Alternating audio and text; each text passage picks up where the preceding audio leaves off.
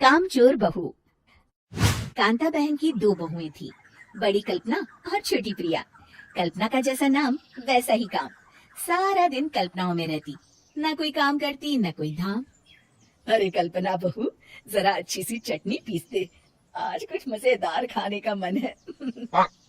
पेट में जलन हो जाएगी माँ जी बुढ़ापे में, और वैसे भी मेरा काम करने का वक्त शाम का है, आप प्रिया को ही बोल दो। इतना कहकर कल्पना वहां से चली जाती है। कांता कल्पना के ऐसे रवैये से काफी परेशान रहती है। मैं बना देती हूँ माँ चटनी, ऐसा बोलकर प्रिया माँ को चटनी बनाकर प्लेट में खाने को देती है कि तभी वहाँ कल्पना आ जाती है। अरे वाह चटनी, जरा चक्कर तो देखो, बड़े दिन हो गए। अरे नहीं बहू, तू तो रहने ही दे चटनी खाना, पेट में जलन हो जाएगी। इतना कहकर कांता और प्रिया दोनों हंसने लगते हैं। कल्पना सारा दिन या तो मोबाइल में यूट्यूब देखती या फिर सोती रहती। उसका कमरा भी बिखरा और गंदा रहता। एक दिन कल्पना का पति अशोक उससे कहता है, अरे कल्पना, जानवर भी उस जगह को साफ कर लेता है जहाँ वो बैठता है, तुम तो इंसान हो, कैसे इतने गंदे कमरे में रह लेती हो? देखो सारा सामान यहाँ वहाँ बिखरा पड़ा है। ज्यादा अपनी माँ का बोल ना बोलो। हाँ, कमरा तुम्हारा भी तो है, गंदा लग रहा है तो साफ कर लो। पता नहीं तुम्हारे साथ मैं कैसे जिंदगी बिताऊंगा। इतना कहकर अशोक वहाँ से चला जाता है। कल्पना बस खाना खाने कमरे से बाहर आती और फिर से कमरे में चली जाती। इससे कांता बहन काफी परेशान रहती। एक दिन प्रिया कांता से कहती है, माँ, मैं सारा दिन काम करके थक जाती हूँ, आप कल्पना दीदी से कहिए ना कि सुबह और शाम का काम बांट ले। मैं तो अब सिर्फ एक वक्त का ही काम करूँगी। हाँ।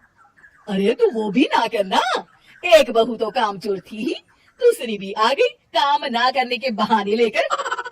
तभी वहाँ प्रिया का पति रमेश आ जाता है। माँ मैं देख रहा हूँ भाभी कोई काम नहीं करती, प्रिया सारा दिन घर और रसोई का काम करती है, अब कुछ करो ना माँ। कांता मन में कुछ सोचती है और कल्पना के पास जाती है।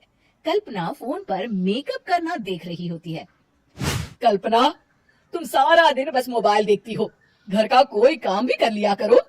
प्रिया सारा दिन काम करके थक जाती है, आज से मैंने फैसला किया है, एक वक्त का काम तुम करोगी, सुबह का खाना तुम बनाओगी और रात का प्रिया। आप लोगों ने काम को हवा बना रखा है। अरे पता नहीं थोड़ा सा ज्यादा काम करने में आप लोग घबरा क्यों जाती हैं? और हाँ, बहुत ज्यादा प्रिया की तारीफ मत करिए मेरे सामने, बड़ी बहू तो मैं ही रहूंगी। मैं कुछ नहीं जानती, कल सुबह मुझे वक्त से खाना चाहिए, रसोई में आ जाना, वरना कल से तुझे खाना नहीं मिलेगा। अगली सुबह कल्पना रसोई में नहीं आती है। वो देर से सोकर उठती है और बाहर आकर कहती है, अरे भूख लगी है, आज खाने में क्या है? इतनी देर हो गई, आज किसी ने मुझे उठाया भी नहीं, पता नहीं कहाँ है सब। कल्पना को घर में कोई नहीं दिखता। वो रसोई की तरफ जाती है जहाँ बड़ा सा ताला लगा होता है। अरे रसोई में ताला!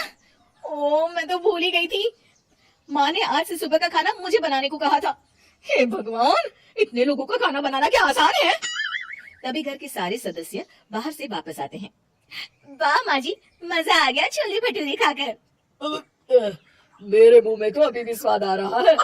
अरे कल्पना, तेरे भरोसे रहते तो हम तो भूखे ही रह जाते।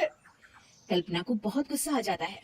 अब बहुत हो गया, आज से मैं अपनी रसोई अलग कर रही हूँ, मैं अपना खाना खुद बना लिया करूंगी। कल्पना अपनी रसोई अलग कर लेती है, पर आए दिन उसका देर से उठना और काम न करने की आदत से वो भूखी ही रह जाती थी। उसी के सामने घर के लोग अच्छे अच्छे पकवान खाते और कामचोर कल्पना को जैसे तैसे ही खाना बनाकर खाना पड़ता। पर एक दिन तो हद ही हो गई। माँ, दीदी आज सुबह से कमरे से बाहर नहीं निकली, हमें जाकर देखना चाहिए।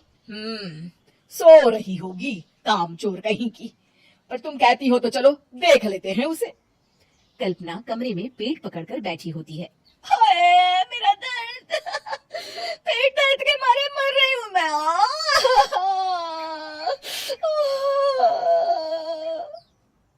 अरे दीदी क्या हुआ, पेट में दर्द क्यों हो रहा है? डॉक्टर को दिखाया आपने? माँ, कल्पना खड़ी होती है और माँ जी के पास आती है। मुझे माफ कर दीजिए, अब से मैं सारे काम में मदद करूंगी, कभी आलस और काम चोरी नहीं करूंगी। हाँ हाँ वो तो ठीक है, लेकिन अचानक क्या हो गया जो तू काम करने को तैयार हो गई? कामचोर कल्पना। माँ, लगातार बासी और उल्टा पुल्टा खाना खाने के कारण मेरे पेट में इन्फेक्शन हो गया है। काम न करना पड़े इसलिए मैं 2 दिन का खाना एक दिन ही बना लेती थी। बासी और खराब खाना खाने के कारण लेने के देने पड़ गए। पेट में दर्द हो रहा है। चलो अच्छा हुआ, देर आए दुरुस्त आए।